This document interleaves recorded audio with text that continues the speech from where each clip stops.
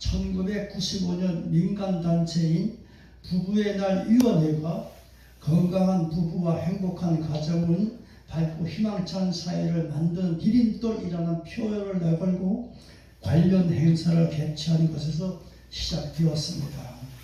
그 후 2001년 4월 부부의 날 국가기념일 제정에 관한 청원을 국회에 하게 되었고 6년이 지난 2007년 5월 2일 각종 기념일 등에 관한 규정에 의해 부부의 날이 법정 기념일로 제정되었습니다.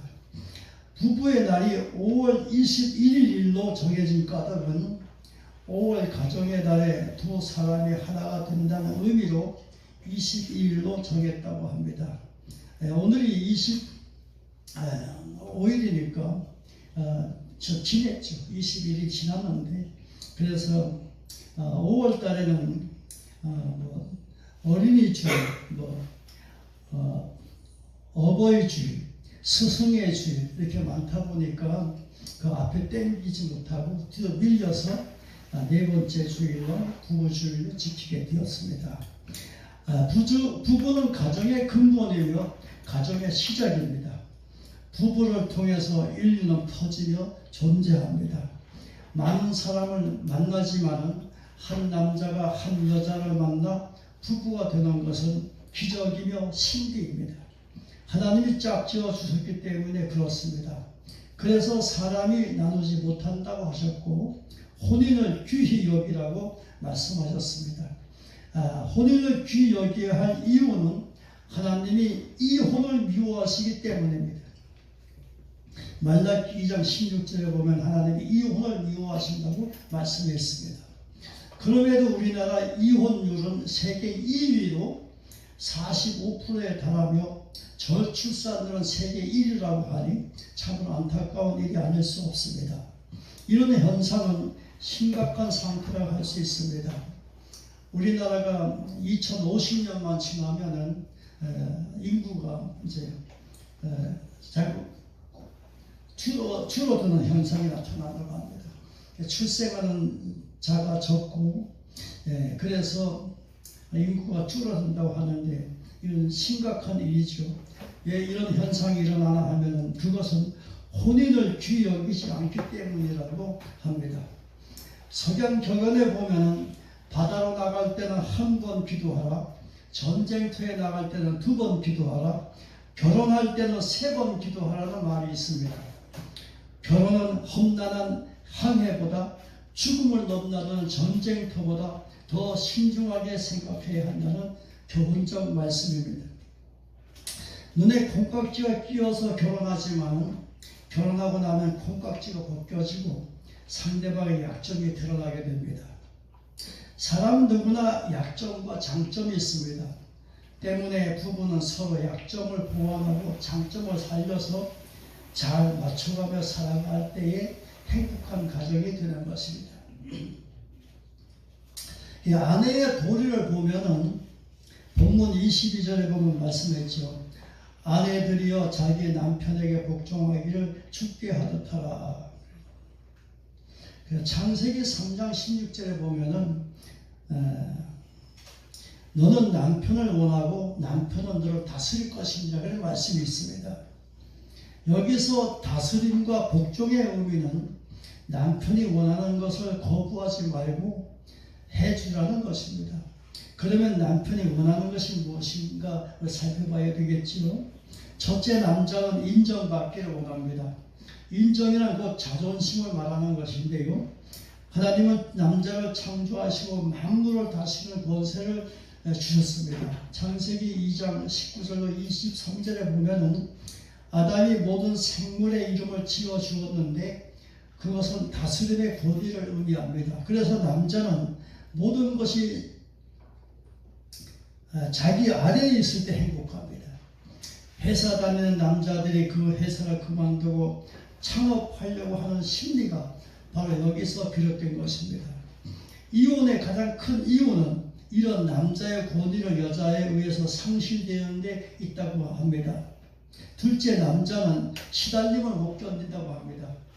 사업장이나 직장에서 시달림 받아 초죽음이 된 상태에서 귀가했는데 아내가 바가지를 긁으면 못 참는 우라가 치린다고 합니다. 그래서 밖으로 뛰어나가고 그렇게 한다고 합니다. 바가지가 심한 아내를 둔 남자는 퇴근하면 집에 들어가기보다는 포장마차에서 시간을 보낸다고 합니다. 포장마차에 가면 손님이 왕이라고 왕대접 해주기 때문이라고 합니다. 심하면 유흥에 빠지고 바람까지 피우는 일까지 발생합니다.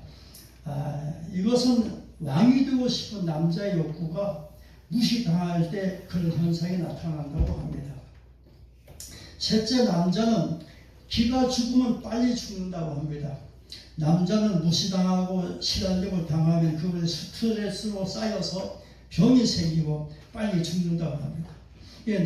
평균 수명이 남자가 여자보다 짧은 것은 이 때문이라는 조사 결과도 나왔습니다. 아내의 바람직한 도리는 남편의 길을 살려주는 겁니다. 그래서 남자가 출세하는 것은 여자 할 탓에 달렸다는 옛말도 있습니다. 그리고 남자의 욕구인 다스림을 충족시켜주는 겁니다. 성경에도 말씀하셨듯이 여자가 남자를 다스리려고 하지 말고 남자의 다스림을 인정해 줄 때에 그 가정은 건강한 가정이 되고 백년해화하는 행복한 가정을 이룰 수 있는 겁니다. 그런데 요즘 여성들은 남자의 권위를 뺏어버리려고 합니다. 그래서 생겨난 말이 여성 상위라는 속된 말이 생겨났습니다.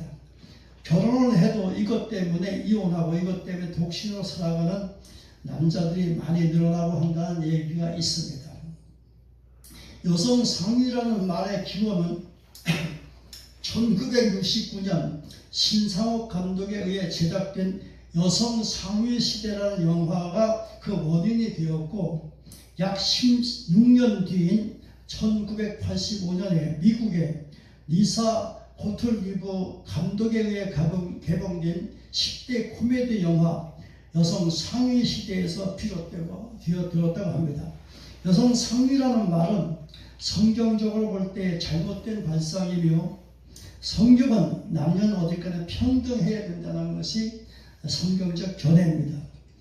여성 상위라는 말이 정확한 팩트에 의해 생겨난 것도 아니고 그저 상상을 그리는 영화 제목에서 비롯된 것을 사실에 근거한 것처럼 떠벌리는 것은 부부관계를 무너뜨리는 범죄 행위입니다.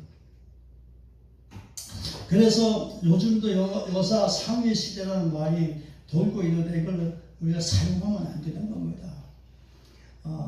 여성 상위가 아니라 남녀 평등이라고 이렇게 말하는 것이 맞는 말입니다.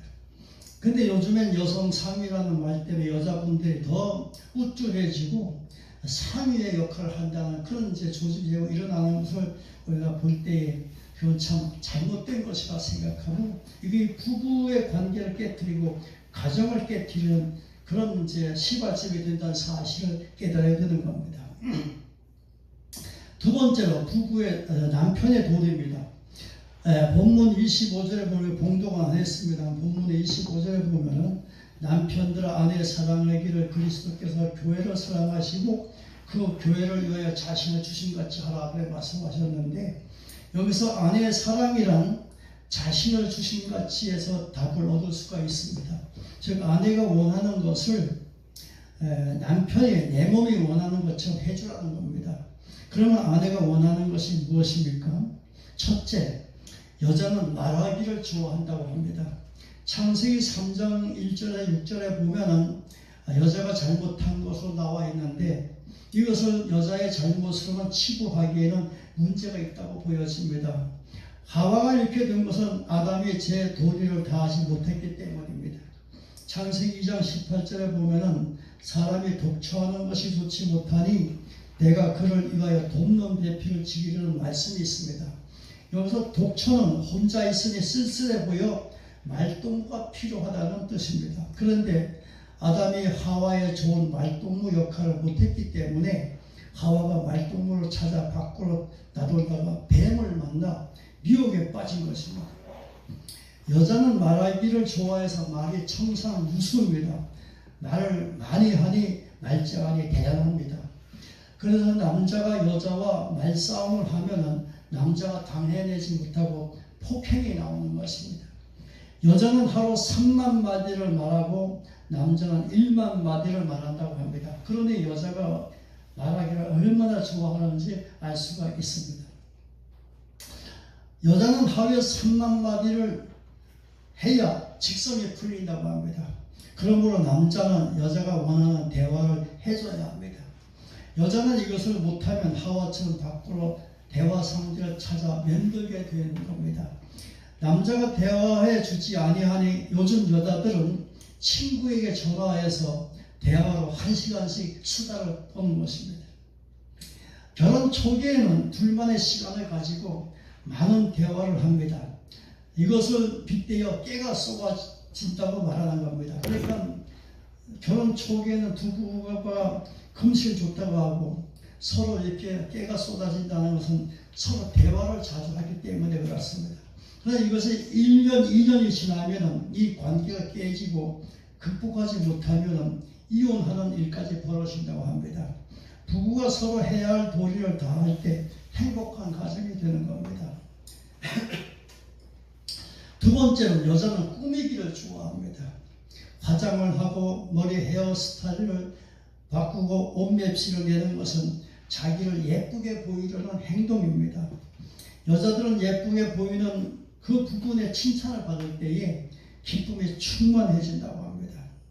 남자가 여기에 관심을 가지고 칭찬해 줄 때에 행복한 가정을 만들어 가게 되는 겁니다. 그래서 여자가 머리를 스타일을 바꾸고 와서 남편이 칭찬해 주길 바랬는데 남편이 본체 많지 않으면 속이 상할 것입니다.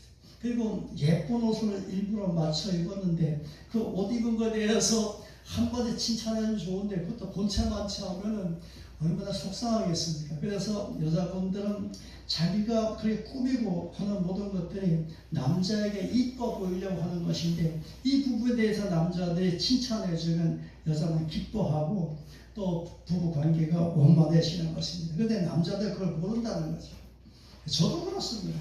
저도 우리 집사람에 머리 해가지고 오는 거 보면 머리 했는지 안 했는지 관심이 없어요. 어떤 옷을 입어도 그 옷을 입으면 그 옷이 몸에 잘 맞네, 자기에 잘 맞네 그렇게 해주면 좋은데 그런 말 할 줄 몰라요. 제가 참 손병이에요. 그런데 요즘 남자들은 그런 남자들이 있는지 모르겠습니다만 어쨌든 간에 부부가 원만한 관계를 맺지 않으려면 이런 부분들을 서로 칭찬해주고 또 그것을 서로 들추어내서 서로 그걸 대화로 삼고 할 때에 아름다운 가정이 되는 겁니다. 본문 33절 우리가 아까 봉독했는데 그러나 너희도 각각 자기 아내 사랑하기를 자신같이 하고 아내도 자기 남편을 존경하라는 말씀이 있습니다. 이 말씀의 핵심은 남자는 존경받기를 원하고 여자는 사랑받기를 원한다는 겁니다. 행복한 가정은 부부가 서로 원하는 것을 충족될 때에 이루어지는 겁니다. 그래서 남편이 존경받기를 원하고 모두 다스리기를 원하는데 그걸 여자분들이 이해하고 그걸 해주면 남자가 행복한 사람이 되는 것이고 여자들은 사랑받기를 원합니다. 사랑받기 원한다는 것은 칭찬받기를 원하는 것이죠. 모든 것에 남자들이 여자분들을 위해 칭찬을 자꾸 해주면 그게 남자가 여자 사랑하는 표현이기 때문에 여자 마음이 충족이 될 수 있습니다. 이것이 이루어질 때에 행복한 가정이 된다는 겁니다. 오늘 부부주의를 맞이해서 제가 드리는 이 본문의 말씀을 진심으로 받아들이고 부부가 서로 원하는 것을 충족해 주므로 행복한 가정을 만드는 우리 모두가 되기를 소원합니다. 기도하시겠습니다. 하나님